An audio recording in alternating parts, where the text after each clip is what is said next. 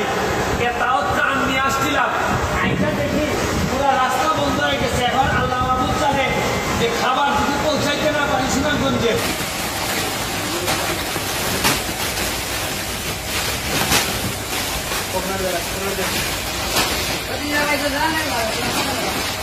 সাতান্নটা truck, প্রায় ৮০ লক্ষ টাকার, একদিনে ৮০ লক্ষ টাকার ত্রাণ আমরা বিভিন্ন জায়গায় পাঠাই দিতেছি।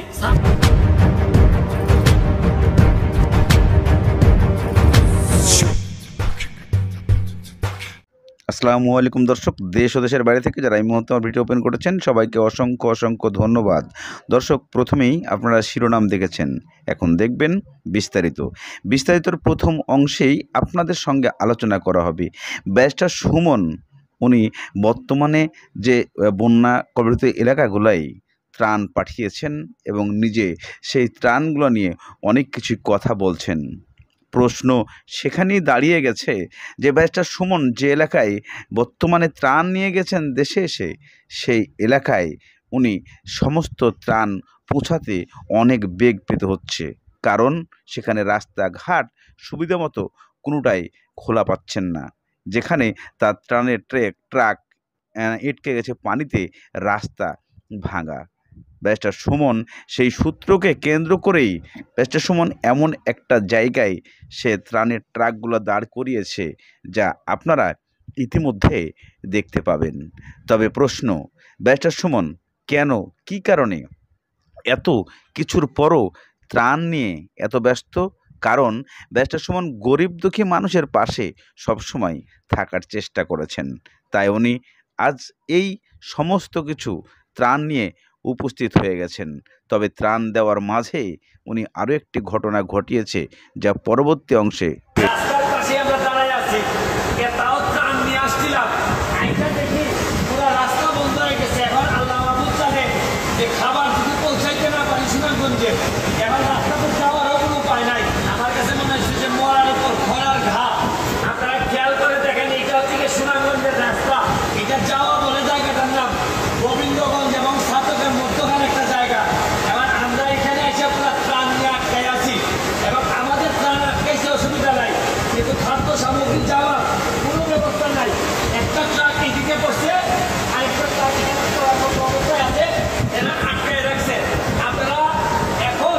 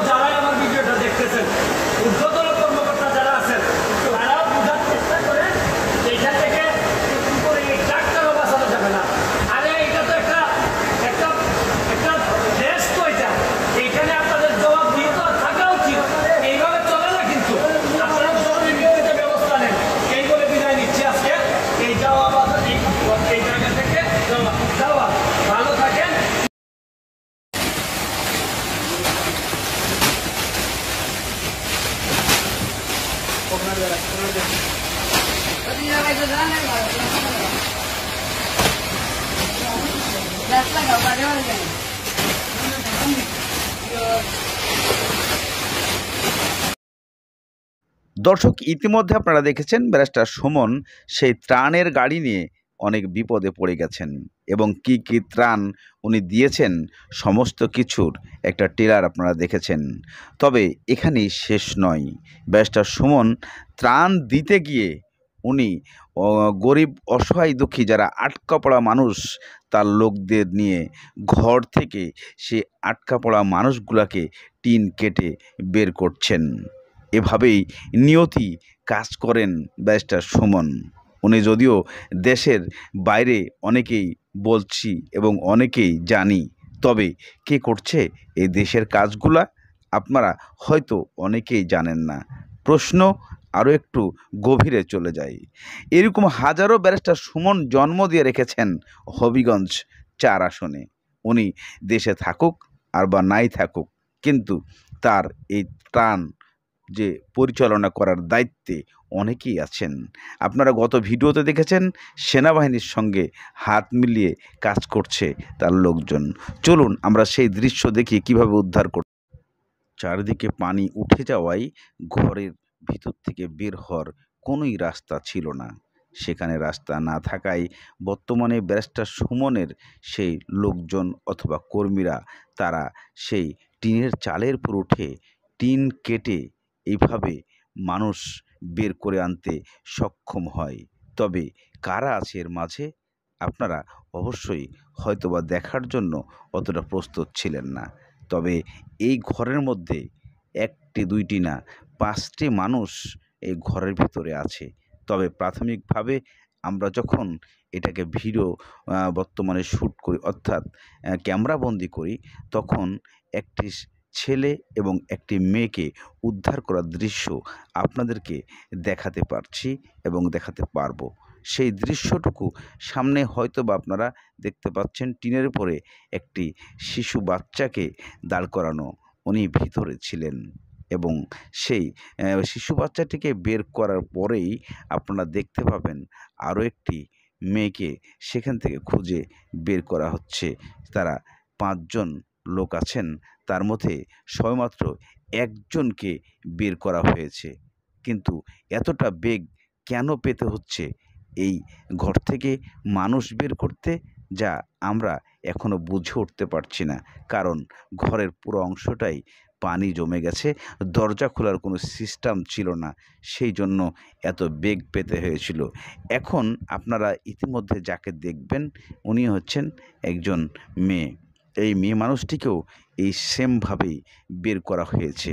তাহলে ব্যারিস্টার সুমন কত দয়ালু এবং কতটা প্রশিক্ষণ দিয়েছেন তার লোকজনকে, যে তারা ত্রাণের মধ্যেও জীবনের ঝুঁকি নিয়ে তারা এই সমস্ত জায়গায় মানুষকে উদ্ধার করতে প্রস্তুত, কোনো প্রকার দ্বিধা হয় না। এমনই প্রশ্ন দাঁড়িয়ে যায় বারবার, সবার মনে কান্না ওঠে, সবার মনে সবাই অবাক হয়ে যায়। আসলে এই মানুষটা কি ছিলেন, কি করেছেন দেশের জন্য, এমন প্রশ্ন প্রত্যেকটা মানুষেরই মুখে বারবার আসতে থাকে। যে মানুষটা শুধু গরিব দুঃখী মানুষের পাশেই সারা জীবন থাকতে চেয়েছে এবং থাকবে। আপনারা এই দৃশ্যের পরে দেখবেন ব্যারিস্টার সুমনের কিছু 57টা ট্রাক, প্রায় 80 লক্ষ টাকার, একদিনে 80 লক্ষ টাকার ত্রাণ আমরা বিভিন্ন জায়গায় পাঠাই দিতেছি। ছাতকে ত্রাণ দেই, তখন দুয়ারা বাজারের লোকজন বলে আমরা পাই নাই। আমরা দুয়ারা বাজারে দিলে দেখা যাচ্ছে সিলেটের গোয়াইনঘাট বলে আমরা পাই নাই। গোয়াইনঘাটে দিলে দেখা যাচ্ছে যে জাফলং বলে আমরা পাই নাই। পেঁয়াজ, আলু, চাল আর লবণ, সিরা সবকিছুই আছে। আশা করি কিছুটা হইলো আপনাদের টাকা এই যে ক্ষুধার্ত মানুষের জন্য ব্যবহার করতে পারবো। এটা থেকে যাচ্ছে কানাইঘাট নাকি, এটা থেকে যাচ্ছে গোলাপগঞ্জ।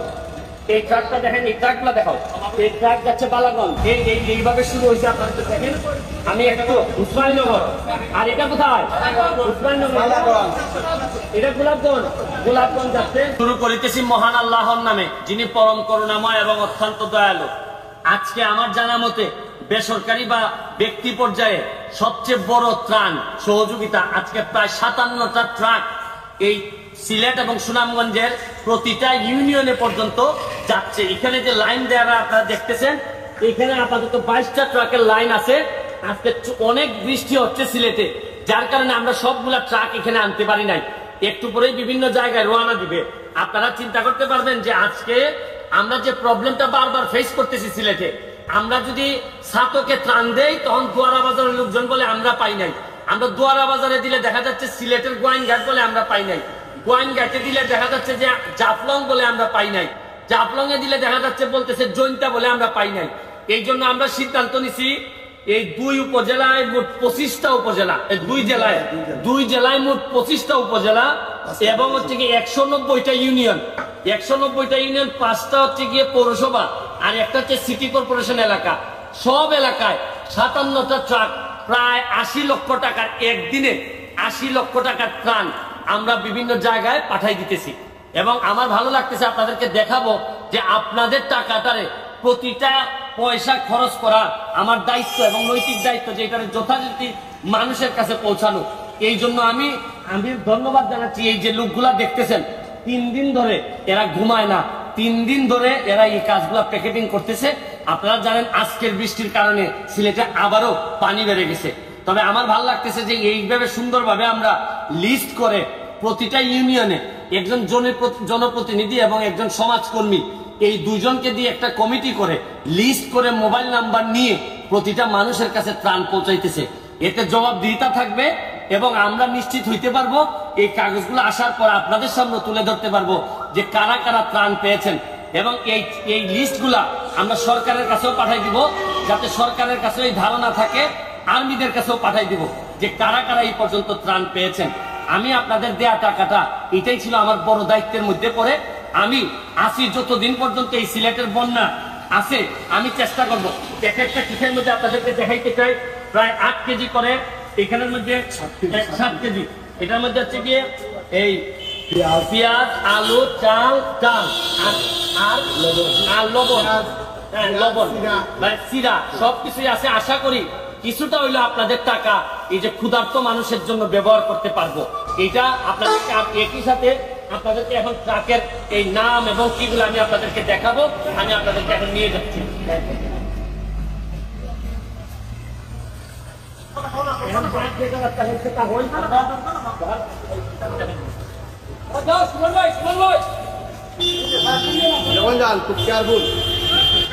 শুরু হয়েছে, একটু ট্রাকগুলা দেখেন। এই 1 নাম্বার ট্রাক, এইটা দেখেন, এইটা থেকে যাচ্ছে হচ্ছে কানাইঘাট নাকি, এটা থেকে যাচ্ছে গোলাপগঞ্জ। এই ট্রাকটা দেখেন, এই ট্রাকগুলা দেখাও। এই ট্রাক যাচ্ছে বালাগঞ্জ, এই ট্রাক যাবে হচ্ছে গিয়ে কোথায়, চৈতাপুর নাকি না এটা কি, আচ্ছা জকিগঞ্জ। এইটা দেখেন, এই ট্রাকটা যাচ্ছে হচ্ছে গিয়ে কোথায়, এটা থেকে কানাইঘাট। এইভাবে শুরু হয়েছে। আপনাদের দেখেন, আমি একটু উসমানীনগর, আর এটা কোথায়, উসমানীনগর, এটা গোলাপগঞ্জ যাচ্ছে বিশ্বনাথ, এটা যাচ্ছে বিশ্বনাথে, এটা উসমানীনগর, এটা উসমানীনগরে কিটা বড় বেশি যায় কিটা বালাগঞ্জ। যাও, এটা কোথায় যাচ্ছে, এটা কোথায় যাবে, জকিগঞ্জ। হ্যাঁ, কান্দাও। হ্যাঁ, এইটা কোন যাবে, এটা কোন জায়গা, সুনামগঞ্জ। এটা গোলাপগঞ্জ। কান্দাও, হ্যাঁ কান্দাও।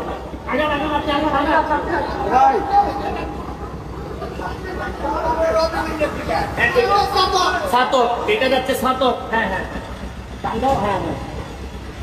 এটা কোথায় যাবে, শান্তিকর যাচ্ছে। এটা শান্তিকরের অবস্থা খুবই খারাপ ছিল। আরো প্রায় 30টার মতো ট্রাক রয়ে গেছে, আমরা এখানে পর্যন্ত আনতে পারি নাই, কারণ দিনও শেষ, আবার রেডি হয়ে যেতেছে, জ্যাম আছে অনেক। আমি আশা করি আপনাদের এই টাকাগুলা যথারীতি একদিনে আর কমপ্লেন থাকবে না যে ওই জায়গায় পৌঁছাইছি, এই জায়গায় পৌঁছায় নাই। কারণ সমন্বিত ভাবে না হইলে, একজন দেখা যায় 3-4 জায়গায় দিচ্ছে, সমন্বিত ভাবে না হইলে আমরা যেটা সুফলটা পাওয়ার কথা এটা আমরা পাবো না। তাই এই জন্যই আপনাদেরকে দেখাইলাম যে আমরা কি কাজ করছি। আজকে সর্ববৃহৎ 57 ট্রাক মাল আমি সিলেট এবং সুনামগঞ্জের এই 25টা উপজেলায় 190টা ইউনিয়নে পাঠাই দিচ্ছি। হ্যাঁ হ্যাঁ হ্যাঁ হ্যাঁ, থ্যাংক ইউ।